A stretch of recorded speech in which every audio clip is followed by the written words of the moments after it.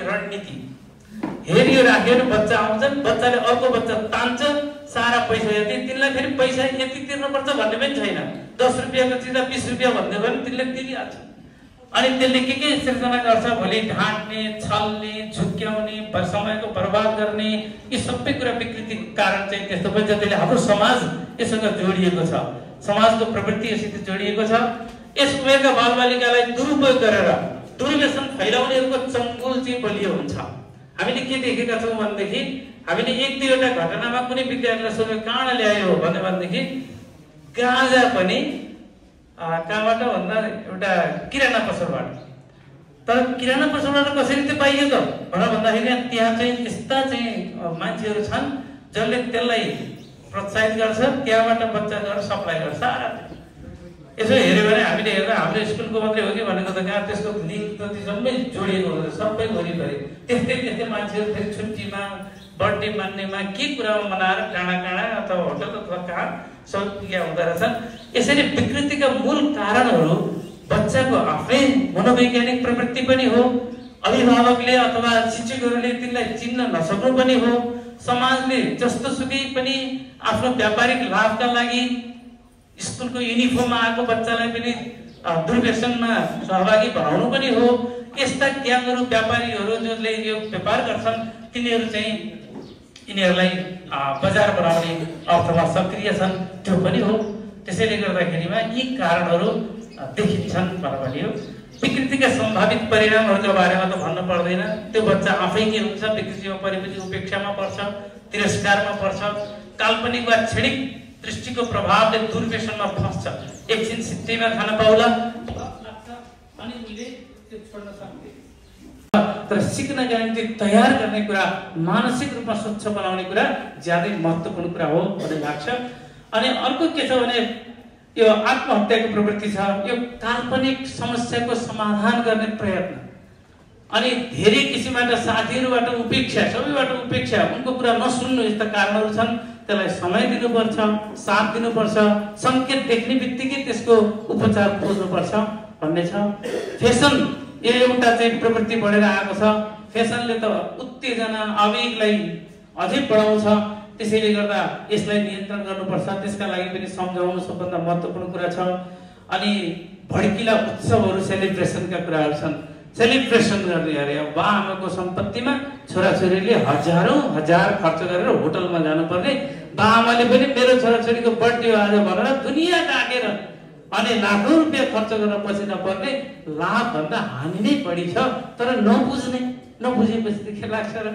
त्यसकारणले गर्दाखेरि भड्किला उत्सवहरू पनि एउटा यो विकृतिका कारणहरू भइहाल्छ नि पाउनुपर्छ नि अनि त्यसपछि गएर खेल्दा अरू ठिकै कुरा राजनीतिक नेतृत्व यस्तो हुँदासम्म देशको विकास कसरी सम्भव छ कसले तिर्छ बच्चाले तिरेन भनेर मात्रै कसरी सम्भव हुन्छ त्यसले हामी सबै नै समाज नै नीति निर्माता नै यसका लागि जिम्मेवार हुन्छौँ अब मिले मात्र स्वार्थले टोक्छ समारोहमा प्रशासन उदासीन छ किन उदासीन छ भने एउटाले समातेर लान्छ लको चाहिँ पछि अनि त्यहाँ छोड्दे भन्ने नेताको आउँछ नत्र तँलाई सरुवा गरिदिन्छु तेरो बढुवा हुन्न नाना भातीका समस्या आउँछन् किन त्यो प्रहरीले कोसिस गर्ने तत्र हाम्रो नेपालको प्रहरी के विज्ञ छैन के संसारभरिका प्रहरीको भन्दा उनको दक्षतामा कमी छैन तर यस्तो छ स्थिति त्यसैले गर्दाखेरिमा किन कहाँ चुक्छ हाम्रो भन्ने कुरालाई मैले सरसर्ती हेर्दाखेरिमा पाएको कुरा राखेँ यसरी नेपाल र विश्वभरि नै विद्यालय उमेरका बालबालिकामा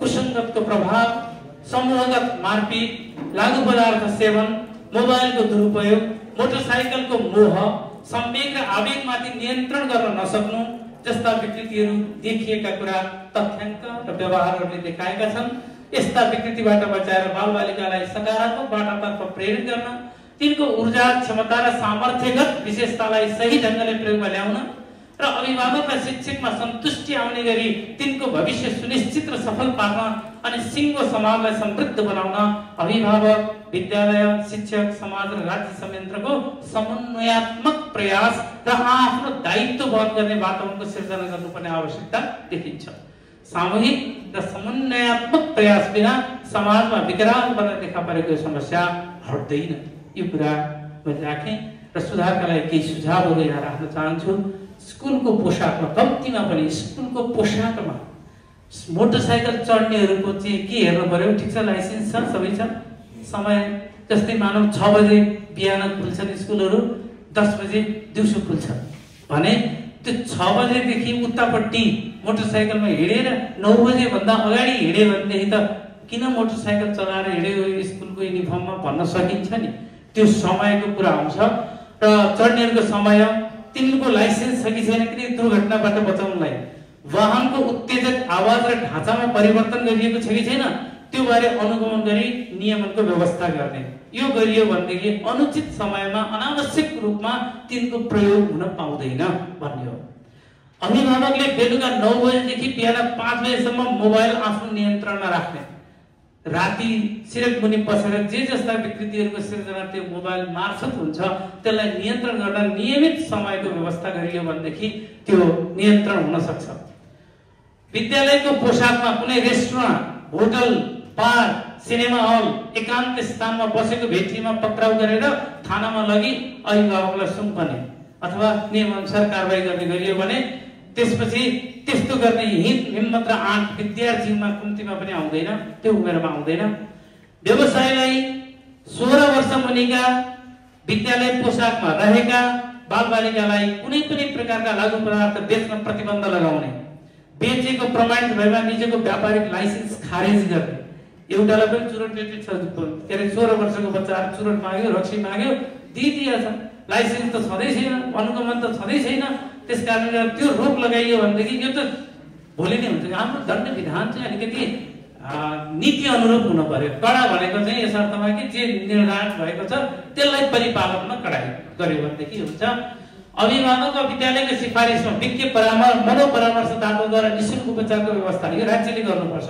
किनभने हामीसँग प्रहरी प्रशासन छ, राज्यका संयन्त्रहरू छन्, मनोवेत्ताहरू छन्, उनीहरूले यो व्यवस्था गर्न सक्छन्। र निःशुल्क किन चाहियो भने त्यो समाजको अङ्ग हो र अभिभावकको पहुँचभन्दा बाहिर हुन्छ। एउटा परामर्शदातालाई खर्च गर्नु पर्यो भनेदेखि 50,000 लाखौं रुपियाँ खर्च गर्नुपर्ने हुन्छ, जो आम अभिभावकको पहुँचमा छैन। त्यस कारणले गर्दा यो व्यवस्था राज्यले गरिदियो भनेदेखि अनि परामर्श प्राप्त हुन्छ।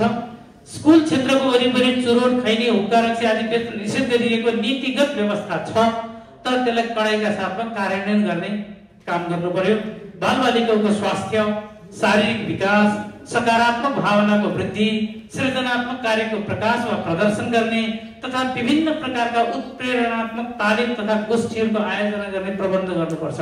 त्यसो भयो भने मान्छेहरुमा सकारात्मक प्रेरणा जाग्छ र उनीहरूको सक्रियता पनि त्यस क्षेत्रमा बढ्छ, जसले गर्दा उनीहरूको ऊर्जा पसिना बनेर खेलका माध्यमबाट, व्यायाम माध्यमबाट बगेर जान्छ, सकारात्मक कामहरुबाट बगेर जान्छ भन्ने सिफारिस गरिएको छ। र एउटा अंग्रेजीमा भनाइ छ, it takes a whole village to raise a child.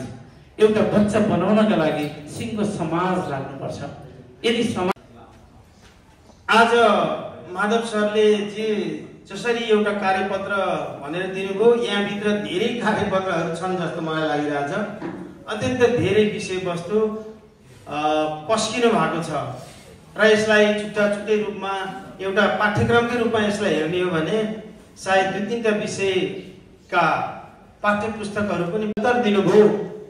बाबु, तिमीसँग यति धेरै तीक्ष्ण बुद्धि छ, यति धेरै बुद्धि छ कि त्यहाँका शिक्षकहरूले तिमीलाई सिकाउनै सक्दैन। अब यो सिकाउने काम चाहिँ मेरो जिम्मामा आएको छ। अब तिमी कुनै स्कुलमा जानु पर्दैन, तिमी र म भएर पढ्ने हो भनेर उहाँले एउटा प्रण गर्नुभयो र छोरालाई पढाउनु भयो। पढाउँदै जाँदा अन्त्यमा उनी वैज्ञानिक बने। आमाको मृत्यु भयो, मैले छोटकरीमा मात्रै भनिरहेको छु, मृत्यु भयो। उनी घरमा आमाले राखेका सामानहरू बुझ्दै गर्दा, बाकस खोलेर हेर्दै गर्दा धेरै चिजहरू उनले भेट्टाए र त्यही क्रममा उनले एउटा पुरानो चिठी पनि देखे र उनलाई सम्झना भयो, होइन यो चिठी त मैले ल्याएको चिठी हो जस्तो लाग्छ भनेर खोलेर पढे। खोलेर पढ्दा उनी भावुक बने। धन्य मेरी आमा, तपाईँ ईश्वर भगवान तपाईले मलाई यस्तो बनाउनु भयो, तथापि ती गुरुहरूप्रति पनि सम्मान छ। उहाँले जे देख्नुभयो गर्नुभयो। अब यसलाई मैले सहन सक्ने अवस्थामा पुगिसकेको छु भनेर उहाँले धेरै अन्य वैज्ञानिकहरू उत्पादन गर्नेमा उहाँको भूमिका रह्यो। यो एउटा शाश्वत सत्य कुरासँग जोडिएको अवस्था। यो अवस्थालाई जोड्दा अहिलेका हाम्रा बाबु नानीहरू धेरै थोमस एल्वा एडिसन हुनुहुन्छ, आइन्स्टाइन हुनुहुन्छ, पास्कल हुनुहुन्छ, पाइथागोरस हुनुहुन्छ। वर्षको बच्चाले के गर्ने हो, उसँग अत्यन्त धेरै क्यापासिटी हुन्छ भन्ने कुरा सुनेको छु मैले। अहिले 2 वर्षको बच्चा हजुर आइसियोस् गइसियोस् भनौँ भन्ने चाहना हामी राख्ने शिक्षण हाम्रो बच्चाहरूले हामीबाटै भन्छ 1 नम्बरमा। त्यसपछि श्रीमानले श्रीमतीलाई गर्ने व्यवहार, श्रीमतीले श्रीमानलाई गर्ने व्यवहार बच्चाले रात दिन हेरेर सिक्यो होइन। अनि त्यसपछि चाहिँ हामी दाइ भाइले एकाअर्कालाई गर्ने व्यवहार, यी सबै परिवारभित्रबाट बच्चाले एकदम सूक्ष्म रूपमा याद गरेको हुन्छ। तपाईँ हेर्नुहोस्, तपाईँले तपाईँको घरमा आउने पाहुनालाई तपाईँ नमस्ते गर्नुहोस्, उसले पनि नमस्ते गर्छ। तपाईँले दर्शन गर्नुहोस्, तपाईँले नसिकाइदिनु, उसले पनि दर्शन गरेर यसरी हात बढाउँछ। त्यो भनेको अघि दाजुले भने जस्तो सिक्ने क्षमता एकदम धेरै हुन्छ, हुबहु कपी गर्छ। अनि बढी संलग्नता, साथीसँग समय बिताउने, अभिभावकसँग कति पनि जोडिन चाहने प्रवृत्ति पनि छ। सँगसँगै शैक्षिक क्षेत्रमा प्रतिस्पर्धा गर्नुपर्ने र त्यसलाई ठेक्नको लागि दबाब जुन एउटा सिद्धान्त छ त्यो पनि एउटा अहिलेको एउटा उनीहरूलाई गलत प्रवृत्ति अथवा त्यसलाई दबाबको रूपमा छ। बालबालिकामा देखिने समस्याहरूमा अहिलेका बच्चाहरूमा धेरै समस्या मध्ये स्वास्थ्य समस्याहरू, मोटोपन, शारीरिक निष्क्रियता अनि आँखामा समस्याहरू, मानसिक र भावना समस्यामा, तनावमा, आत्ममूल्य र आत्मविश्वासको कमी पनि भइरहेको अवस्था छ। मैले व्याख्या कति पनि गरिनँ समयको पाबन्दीले गर्दा। शैक्षिक समस्यामा ध्यान केन्द्रित गर्न गाह्रो हुने अहिलेका बच्चाहरू अब जुन एउटा विषय वस्तुमा केन्द्रित हुन नसक्नु एउटा समस्याको रूप आएको छ। शैक्षिक दबाव र काममा कम सफलता, शैक्षिक दबाव भनेर उनीहरूलाई विभिन्न खालका दबावहरू, शैक्षिक दबावलाई ठेक्नुपर्ने र सामाजिक समस्यामा समूहमा समावेश हुनै सक्दैनन् अहिलेका बच्चाहरू। तपाईँ हाम्रो यो सोसाइटीमा आएर एकछिनमा यो कार्यक्रममा 1 घण्टा पनि उनीहरू टिक्न सक्दैनन्। यो एउटा हाम्रो एउटा चुनौतीको रूपमा रहेको छ, यो समस्याको रूपमा रहेको छ। र साइबर बुलिङ र सामाजिक दबावको रूपमा पनि बच्चाहरूलाई अहिले देखेका समस्याहरू हुन्।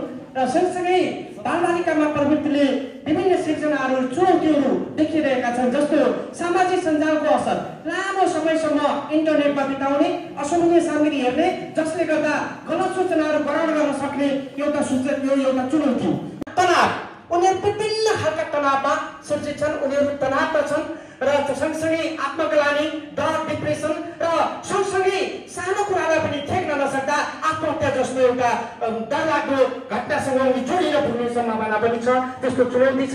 मादक पदार्थ र अन्य दुर्व्यसनमा साथीहरूको प्रभाव किन नहोस्, लागु पदार्थको प्रयोग अथवा खराब बानीहरूबाट अपनाउने र धेरै प्रतिस्पर्धा र दबावमा उनीहरू राम्रो अङ्क ल्याउनु पर्ने दबाव, स्कुलले पनि हाम्रो इज्जत राखै भनेको छ, घरकोले पनि मेरो बाउको इज्जत राखै छोरा भनेको छ, छोरी भनेको छ। हरेक खालकै दबावहरू उनीहरूको लागि चुनौती पनि छन्। र सँगसँगै विभिन्न अतिरिक्त क्रियाकलापका बोझहरू, पढ्ने सँगसँगै विभिन्न बोझहरू त यो गर्नै पर्छ, फलाना यो गरे त्यो गरे, विभिन्न खालका बोझहरू पनि हाम्रो एउटा विद्यालयमा चुनौतीको रूपमा रहेको छ। शिक्षक अपेक्षाहरू पुरा गर्न नसक्ने कुराहरू पनि म अहिले फास्ट गएँ। अब समाज र अभिभावकको भूमिकामा के छ भने सकारात्मकको सम्वाद बच्चासँग पुरा गर्ने हामी बानी बसाल्नु अत्यन्त जरुरी छ। हामी बिजी 4 अक्षरको अङ्क गुण छ तर भन्दा बिजी भन्छ, 2 शब्दमा टुङ्गाइदिन्छौँ। बिजी 2टा अक्षरबाट हामी जति पनि बच्चालाई टाइम दिँदैनौँ, त्यसकारणले सम्वादको कमी छ। सन्तुलित प्रयोग, प्रविधि मोबाइल इन्टरनेटलाई प्रयोग गर्नै नदिने होइन, तर तिनीलाई अलिकति नियन्त्रण अथवा उनीहरूलाई सन्तुलित रूपमा प्रयोग गर्न दिने समय सीमा तोक्ने अवस्था पनि सिर्जित भइसकेको अवस्था छ। सहानुभूतिपूर्ण, कठोर नभई प्रेमपूर्वक नियम पालना गराउने, राम्रो गर्यो ठिकै गरी सबैले गरेका छन् भन्दै गल्ती गर्यो भने तैँले मात्रै बिगार्योस् भने यो प्रवृत्तिले गर्दाखेरि बच्चाहरूमा के हुन्छ भने झन् गलत ट्र्याकमा जान सक्ने अवस्था हुन सक्छ। हाम्रो स्वभाव त्यस्तै छ। त्यसका समाज र अभिभावकमध्ये अभिभावकले कुराहरू ध्यान दिनुपर्छ। सकारात्मक उदाहरणहरू प्रस्तुत गर्ने, आफै असल व्यवहार देखाएर बच्चालाई प्रेरित गर्नुपर्ने अहिलेको हाम्रो ज्वलन्त यो समस्याको समाधान गर्न आवश्यकता देखिएको छ। सँगसँगै समाजको भूमिका के हुन सक्छ भन्दा सामुदायिक जागरण अभियानहरू, विद्यालय समुदाय मिलेर सचेतनमूलक कार्यक्रम सञ्चालन गर्नु पर्यो। बच्चाहरू जबरजस्ती करणी, कर्तव्य ज्यान, सवारी ज्यान, अन्नभङ्ग, चोरी, डाका, चोरी, गर्भपतन लगायत बाल दुर्व्यवहार हरेक केसमा गरेर अहिले हाम्रो कानुनी यसलाई बाल विजय भनिन्छ। 18 वर्षभन्दा मुनिका बालबालिकाले जुन कानुन विपरीत कार्य गर्छन् यसलाई अपराध भनिँदैन। यसको अन्तर्गत यति 108 जनाको सङ्ख्यामा अहिले पनि हाम्रो एउटा कानुनी परिबन्धमा परेका बालबालिका छन् भनेपछि यो साथीको लैलैल होस्, सुक्ता होस्, या परिबन्ध होस्, या आर्थिक समस्या होस्, या विभिन्न कारणले यो अवस्था रहेको छ। त्यसकारण समाज कता गइरहेको छ भन्ने कुरो यसको पनि चित्रण गरिरहेको छ र समाजमा रहेका हाम्रा बाबु नानीहरूलाई हामीले बेलैमा कानुनको अनभिज्ञता सँगसँगै त्यसपछि उत्सुकता, दौतरी दबाव अथवा प्रलोभन अथवा आर्थिक समस्या विभिन्न कारणले उनीहरू यस्तो अपराधजन्य अथवा बाल विजयमा संलग्न हुने अवस्था छ। यसमा जिल्ला प्रहरीका कास्की पगुल्ज्यू स्वयं यहाँ उपस्थित भएको हुनाले यसभन्दा बढी बोल्नु मैले उपयुक्त ठानिनँ। मैले छोटो डेटा यहाँ प्रस्तुत गर्दै अन्तिममा के भन्न चाहन्छु भने आत्महत्यामा समेत यो गत आर्थिक वर्षमा 14 जना र अहिलेसम्म 3 जना बाल दुर्व्यवहारमा 14 जना बालिकाहरू पीडित भइसकेको अवस्था छ र सँगसँगै जबरजस्ती करणीमा 28 जना बालिकाहरू पीडित भइसकेको छ। यो पीडितकोबाट भयो भने हामी वयस्कहरूबाट भयो, हामी बालिका पीडित भयो, यो तथ्याङ्क पनि छ। र सुधार दुनियाँमा भनेको रिहाब सेन्टरमा 4 जना 21 जना बालक र 4 जना छन् भनेपछि यसले देखाउँछ कि समाज कता गइरहेको छ। हाम्रो एउटा समाजका भविष्यका कर्णधारहरू हामीले जुन एउटा आशाका केन्द्र बनाएर हरेक विद्यालयमा पठाएको छौँ, समाज हामीले छोराछोरी सबै हो भनेर जुन लगानी गरेका छौँ, ती बच्चाहरू विभिन्न कारणले यस्तो अवस्थामा छन् भन्ने छोटो एउटा विवरण तथ्याङ्क प्रस्तुत गर्दै यो अवसरको लागि धेरै धेरै धन्यवाद। आयोजक त्यो हातबाट भाँच्यो कहीँ के गर्छ यो चढ्ने दुर्घटनामा बाङ्गे सवारी साधन अत्याधिक दुर्घटना र त्यसलाई नियन्त्रण गर्न हामीलाई हमेमै परेको अवस्था छ। राति तपाईँको 10 बजेबाट चाहिँ रिपोर्टिङ मैले